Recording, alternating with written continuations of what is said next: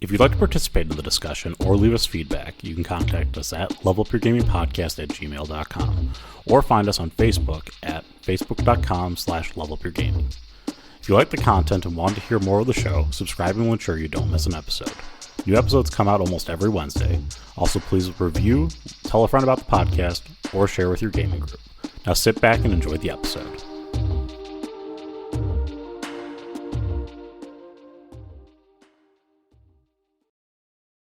Welcome to the Level Up Gaming Podcast. My name is Aaron, and joining me once again, I've got Josh. Josh, how are you doing today? I am exhausted. How are You're you? Exhausted. I got the whole right. I'm also exhausted for different reasons. I went back into it was my first day going back to an office for a day. Just one day of traveling to an office. Exhausting. Well, I mean, that's a big event. You know, you've got you're back on the road. You're dealing with all the traffic, all the other people, and you got these monoliths of offices you got to go into and do, you know, some sort of ritualistic task to perform your duties to receive your penance in whatever pay you've got. But I'm just dealing with nature. You know, just like it's warm and my sinuses are killing me, and there's no respite for me. Nature does not care about me and is willing to destroy me because it doesn't see me, or I'm there to be destroyed. I see the tie-in you're trying to make to our little topic here. It's very, very interesting. I was wondering how you're going to try to tie in the ritualistic sacrifice to the gods of the office, Josh. That's you sacrifice your time for a paycheck. I do it myself, man. That is, in fact, a ritualistic sacrifice.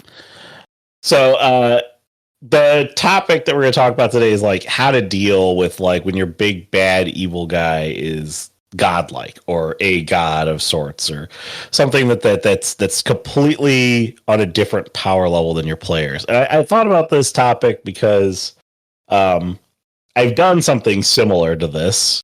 I think a lot of people have implemented this and potentially failed. I've done it many times and failed in the past. I did it this time and I succeeded. And I kind of want to talk about like why it tends to fail, and then also like what makes it succeed if you want to do this sort of thing. Yeah, I've run similar things. The Cyberpunk game would be a good example of like a godling. You know, it's like a god in its making.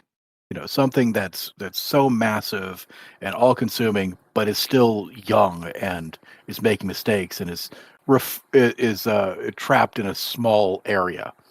You gotta nip that thing in the bud before it goes all hog wild.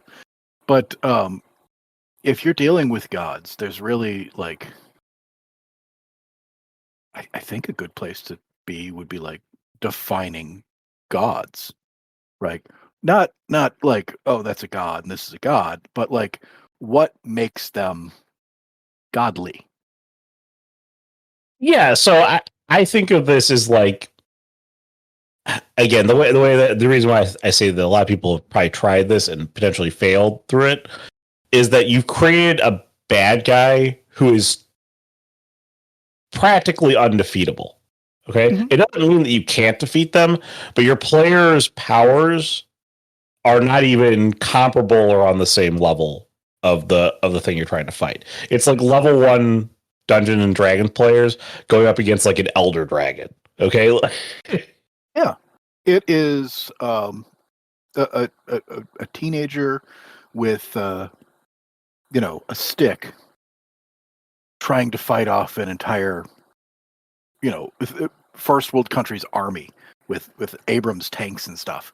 It's just not going to happen. But I think if you want to have a god in your story, and have that be like the driving force for the story, that's not a terrible idea. In fact, it can be very interesting and fun to have that sort of power dynamic. But the chance of them going and killing the god, probably not going to happen.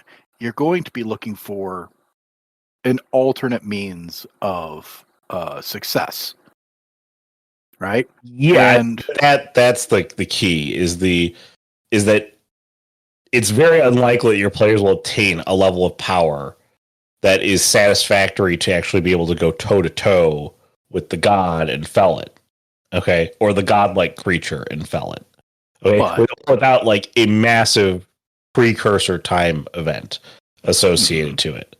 that But doesn't mean you can't have a win condition. It just might be something different. yes, and so instead there might be other ways to deal with the gods. A good way of like looking at this would be like the Cthulhu mythos. Like, you know, you can't defeat the eldritch gods. Like they just exist. They destroy the world, but perhaps you can hold them at bay Yeah. by doing other things. So let them like, keep them sleeping, just satisfy whatever current desires they have so they stay away. Or if there's some sort of ritual that's trying to bring them back, disrupt said ritual. These are all yes. valid win conditions in dealing with, that sort of god. But there are other types of gods and other ways they interact with the world, especially in, your classic fantasy. Gods, like, we tend to think of them in D&D or those sort of fantasy games as being more like a pantheon. Different gods have different realms that they interact with, or different aspects that they work on.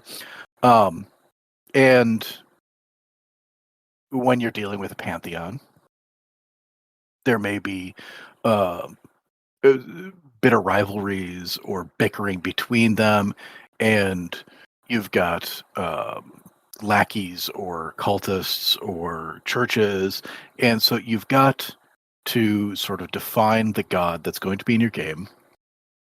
What is their power? What is their main goal? And when you think of it like that, then you can start to lay out what are the options for your players. How are you going to structure a game around, this sort of godlike figure, and give them opportunities to, work towards a satisfying ending. Yeah. So I agree completely. I kind of want to get into, what kinds of gods do we have? Okay, so yeah, that's a great question. Obviously, you have your defined pantheon style gods, which are just extremely powerful beings, possibly immortal, semi-immortal, something of that. You might have demigods who are mortal in the sense that you can kill them, but they're just so strong comparatively to other people. Ascended people have done rituals and ascended to godhood. You could have gods of specific aspects. You've got your like god of the flowers and of the fields, and gods of the forests, and gods of the moon and whatnot. So they've got a specific thing that they are tied to. I like the old ones. I think we've talked about these before in sort of the horror mythos stuff, where you've got the Cthulhu's and you've got the great unnobles, and just like demons from the beyond. And of course, you can always tie into any of the Judeo-Christian style, demons and whatnot from like Catholic mythos and all of that. There's Norse gods. There's all sorts of different deities throughout history you can pull from for concepts. But I would try and stay away from, if you're writing a story, from going into any specific literal religious figure from the real world. Make it fun. Make it Yeah, different. I would stick to things that are you get touchy when you do that. So avoid the touchy. Go with the gods that are laid out in maybe your pantheon, or go with an existing pantheon like what Scion did, which is pick the pantheon of like the Roman gods, the Greek gods, and all that. Like those are like well defined sets of gods and all that. So like there's a lot of different ways that you can do it, and you could make your own god. Okay, like that exists within your story. All right. So let's talk about making your own god. One of the first things you said was immortals, like beings that have existed forever and will exist forever, right? If you make a character like that, if you make a NPC that way, they have certain aspects to the way that they're going to interact with the world. They see things differently. Countries don't mean anything to them. People are pittance. They're things that just show up and are gone. The stars bloom and die in a short matter of time because they've existed from before and will exist forever. So you have to take that sort of into consideration. What is a want that somebody like this needs? What are they looking for? Right? If you've got like the demigods or the ascended gods or anything like that, where they used to be people, where they've transcended or ascended, or something has changed within them, so they are no longer just normal people. They've now attained godhood or had godhood thrust upon them through some sort of event or ritual or whatever. Well, maybe they have those memories of people, of how things are supposed to work, of how countries are supposed to exist, but they're outdated, or they're they feel like they're above that or beyond that, and they either pity the people below them, or they are disgusted by them, like because it reminds them of what they used to be, how weak they used to be. You can have fun with it and still give them like a big personality, and I think that's a real great style of god to work with, is the ascended, because they are more like people while still having that power and dynamic. If you've got the pantheon gods, where they are, each has different aspects or specific powers or things that they work with, like the Roman gods or the Norse gods, if you look at any of those stories, it's a lot of petty squabbles. It's a lot of like infighting and family dynamics, and they mess with people like normal citizens of the empires or the countries that they reside in, because it's something to do. And that's interesting as well. Yeah, I think what's interesting when you try to like make the god, obviously, when you're talking about like the interesting thing about the immortality aspect of the gods, or gods that transcend like normal human power, is that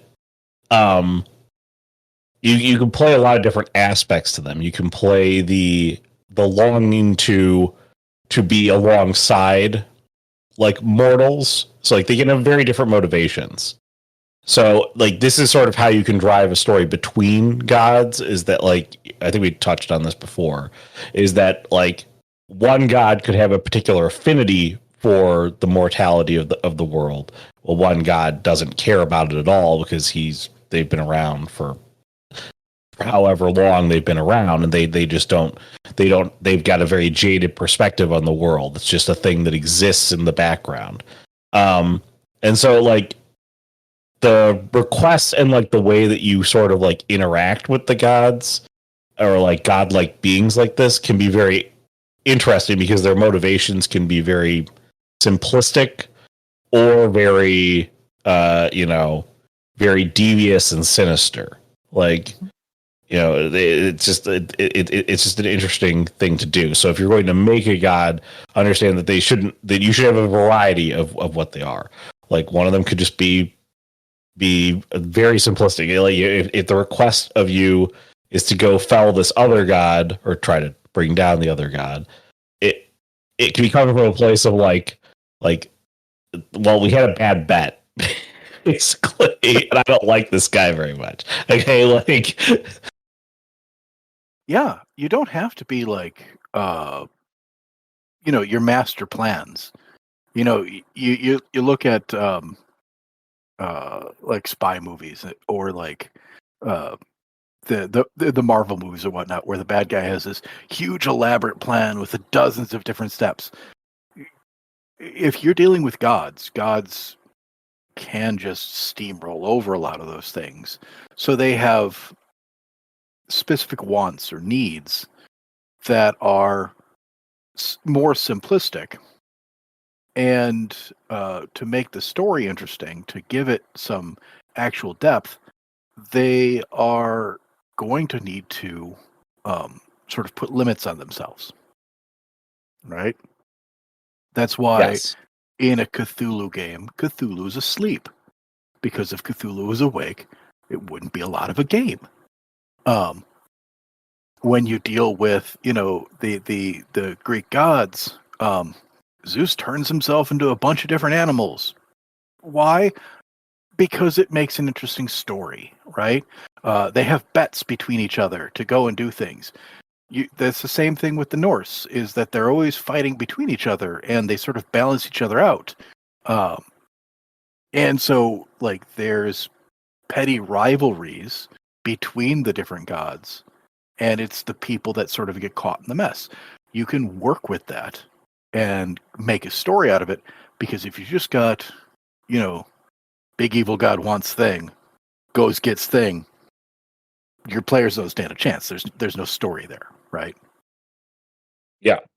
So you have to limit their power in one of a couple of ways.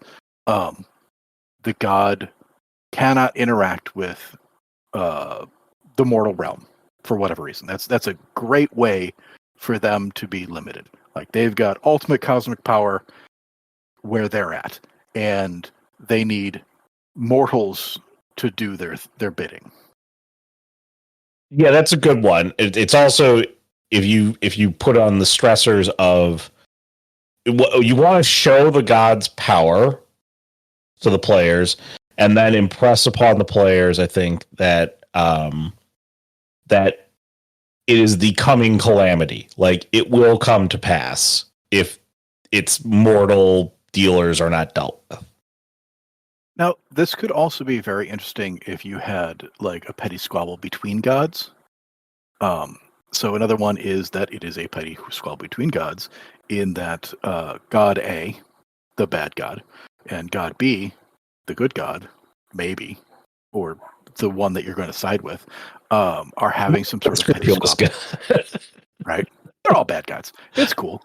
And so the bad god is trying to do a thing, but has to do it in a way that the good god doesn't find out about. So if your players are of the good god or carrying their symbol, he can't interact with them directly, otherwise the good god will find out. And then there'll be a direct conflict.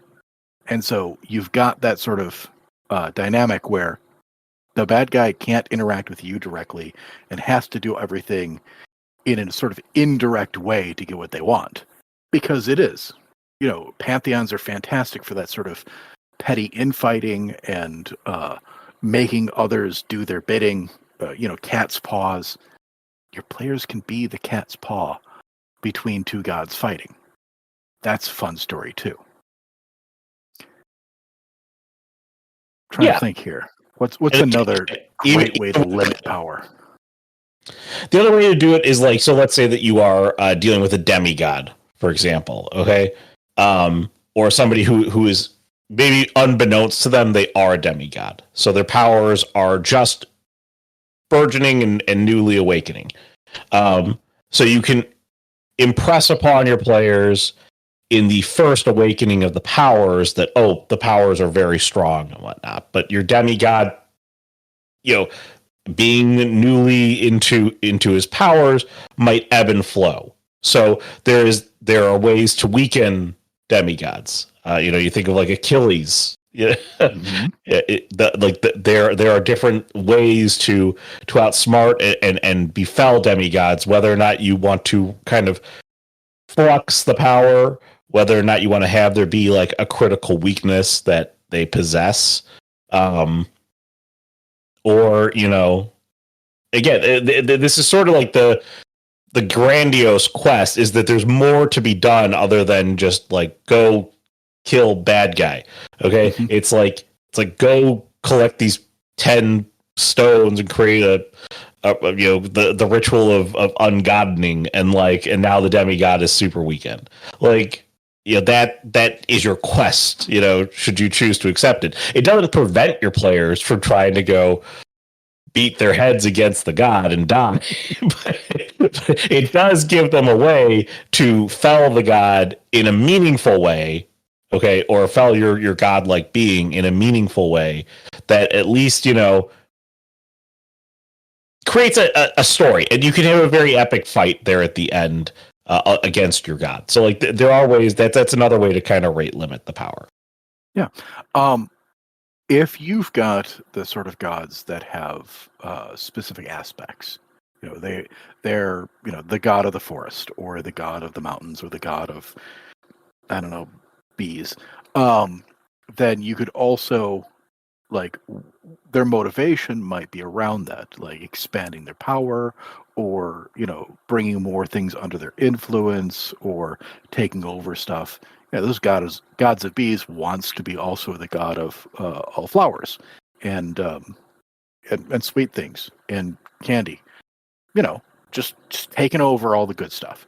And so the gods of the plains and the gods of the forests are directly opposed to that. And so your party has to sort of, it may not be a direct conflict. It may be a bringing people into the right pantheons and doing things for the other pantheons to strengthen them, and working to build a better society so that the bees can just be bees and they don't have to take everything over, because stay in your lane, bees.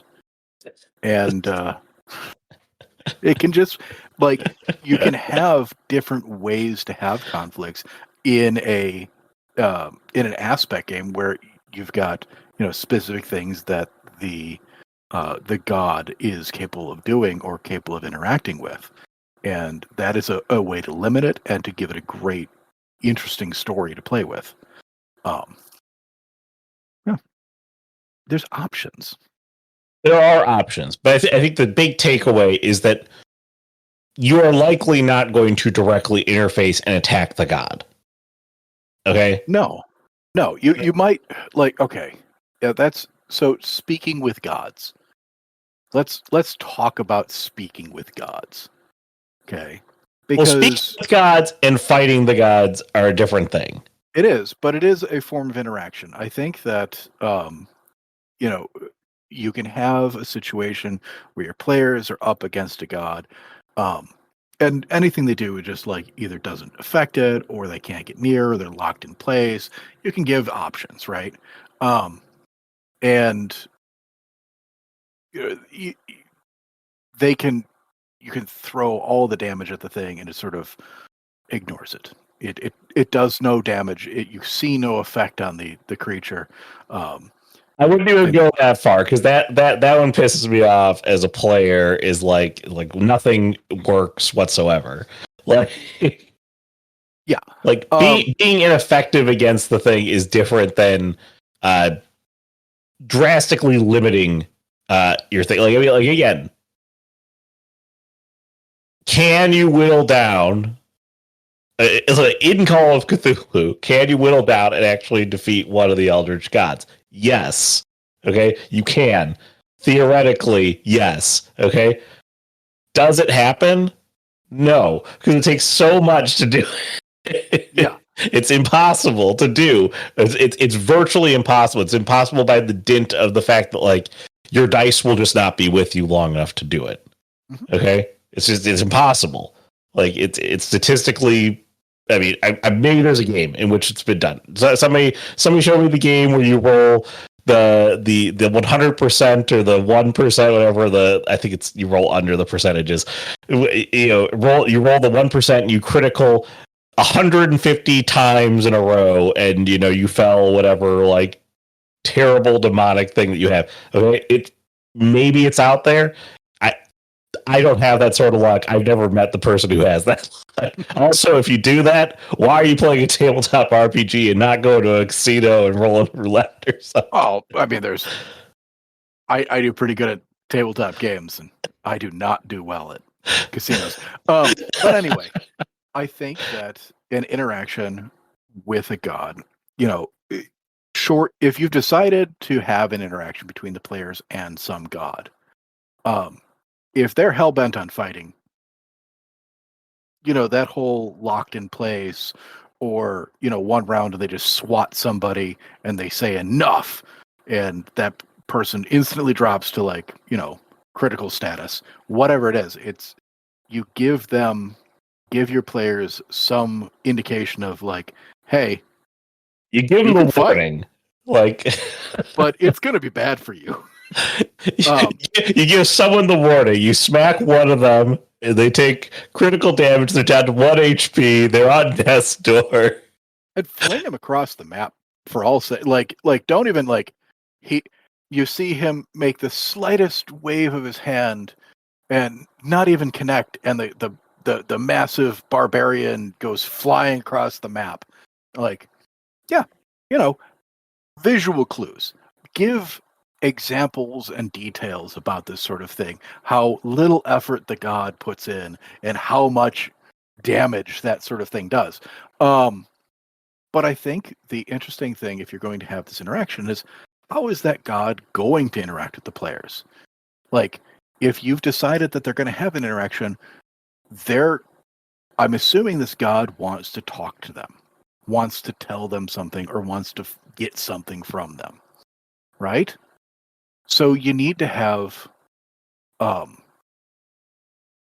that personality sort of fleshed out, and it needs to be godlike.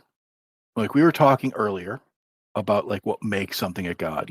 They're immortal, they see the world different, or they're powerful beyond people, and they don't understand why people do the things they do, or why isn't everybody just going and doing the thing? It just, like when you've discovered some cool new band and you don't understand why everybody doesn't love this band, that's the god, right? The god is just like always there, like, I don't understand why people are always doing dumb stuff. I don't get it.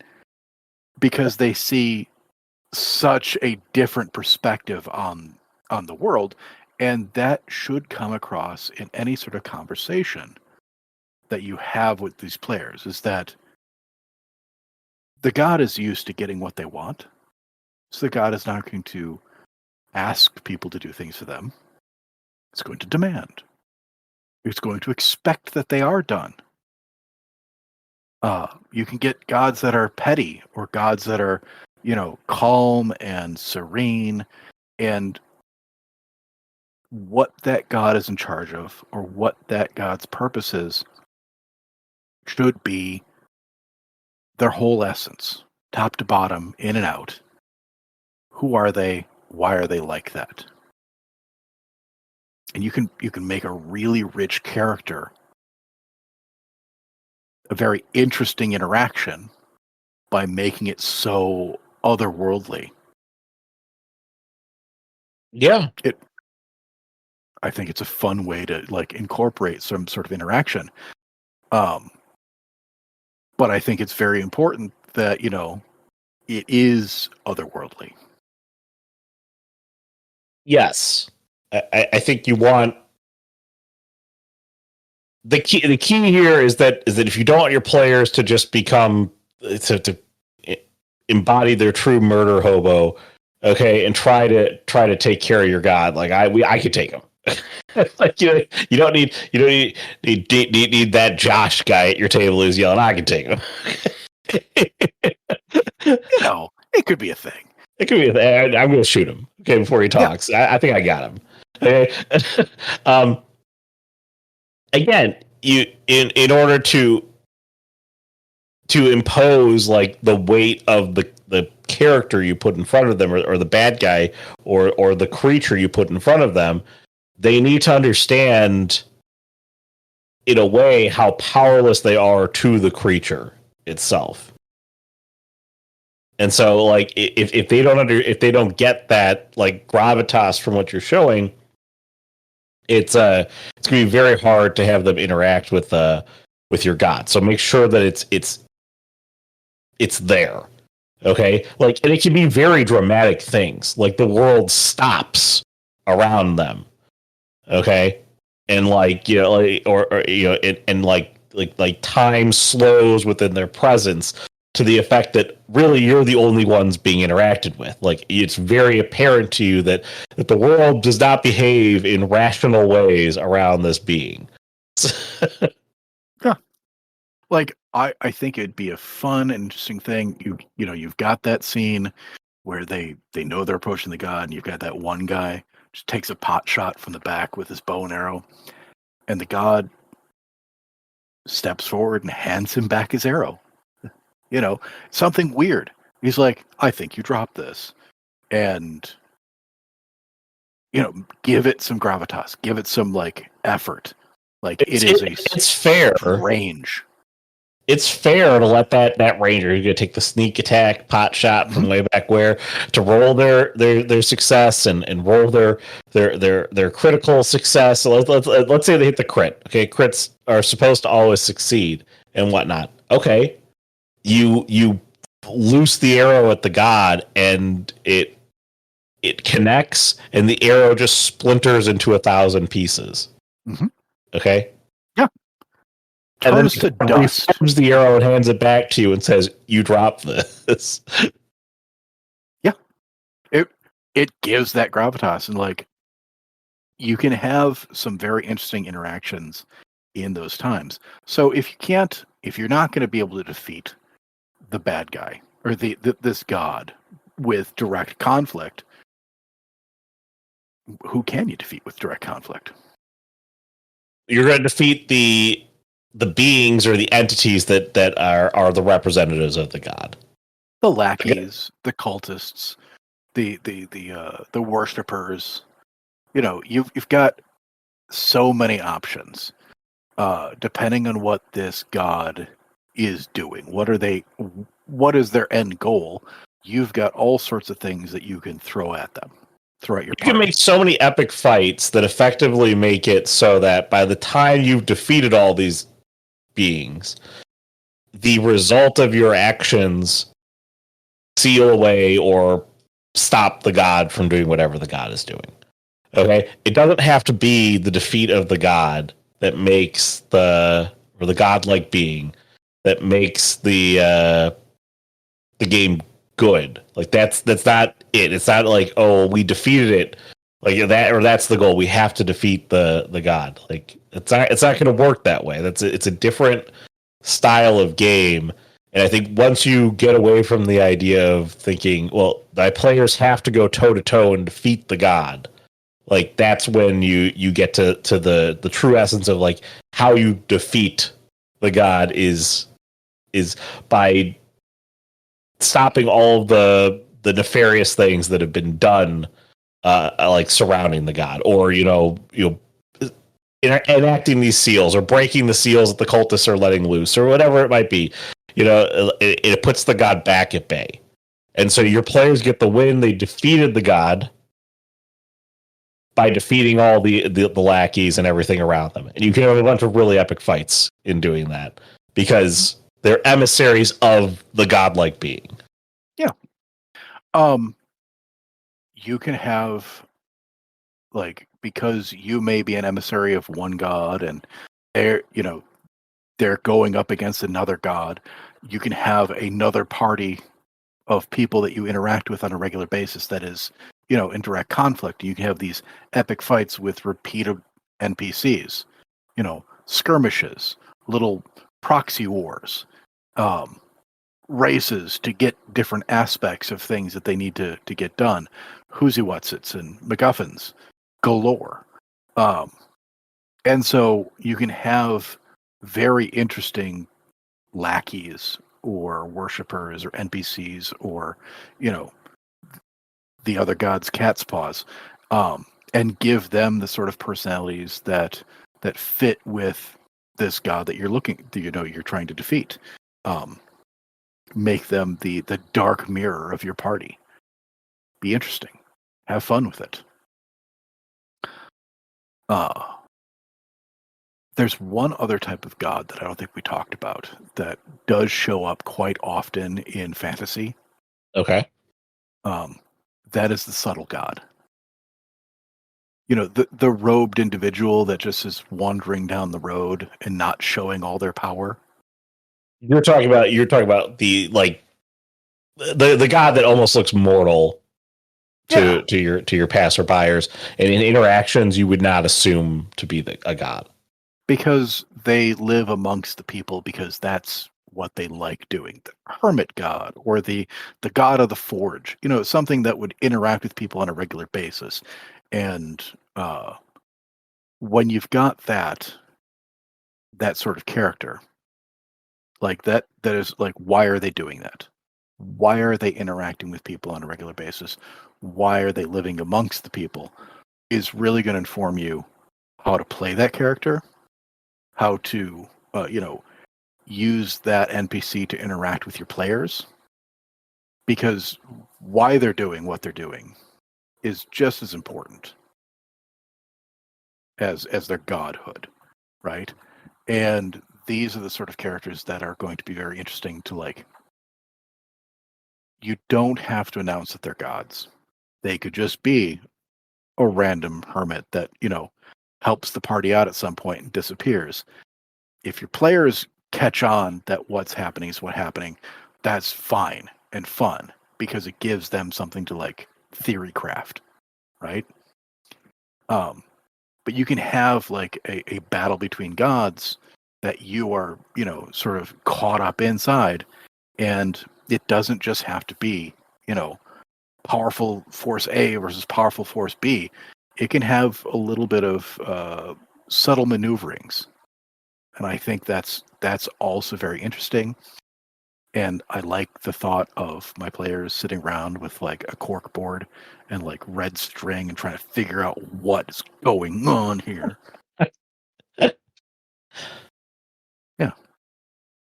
Yeah, I like that. Also, I was thinking that it might be fun. Just another story idea. Throw another one of these things out here. We talked about pettiness. We talked about bickering. We talked about bets between gods. It doesn't have to be good versus evil. It doesn't have to be a world-ending event. It could literally be that one god bet another god that he could get people to do a thing. It could be that's a level of pettiness. It's just like, that is such a level of pettiness. And, the other guy's just throwing everything they can to stop you from doing a thing. And it's like, the whole drink your Ovaltine sort of, like, it is a non-treasure that you're going after. It is purely for the sake of these gods are just bored and they're using mortals as playthings. And I think that's a very fun and interesting concept. It may not be as enjoyable for your players when they win, so give them something like, hey, you were able to show my brother that you guys are way better, so I'm giving you guys a boon, or something like that. I know you found the our old toy trucks or whatever it was that we were sending it off to. The competition of gods is almost like is almost like a side story thing. I know it's hard to pull off as your main story. I don't know, do you have any other thoughts on your big bad evil guy being godlike or different level than your players? I like having like unknowable evils that you only get glimpses of what they are through the people that worship them or through the stories about them. But it's very difficult for your players to interact with them that way. And there is the concept that if the game goes on long enough, your players are going to get strong enough to defeat a god. But I've been gaming for a long, long time, and I've never had a game go on that long. Either it fizzles out long before you achieve godhood, or you start with, hey, we're all going to be gods today, and we're going to have a god story where we're, beating in the heads of gods. So that's a different style game. It's a true legacy style game. Like, you have to be playing for an exceptionally long period of time. Yeah. What about you? You got anything to add? No, I don't. Again, heed some warnings about putting, gods against your players or godlike figures or something like that against your players. Just be aware of it. And let us know your thoughts on gods in games or fighting gods in games and how you execute it. levelupyourgamingpodcast@gmail.com or facebook.com/levelupyourgaming. The podcast is also on YouTube, so go ahead and smash the like button there. Recommend the podcast to a friend. Subscribe to the podcast, your favorite podcasting site. Review it, all those good things. And that'll wrap us up for the week. So for Josh, I'm Aaron. Have a good week, everyone. Bye.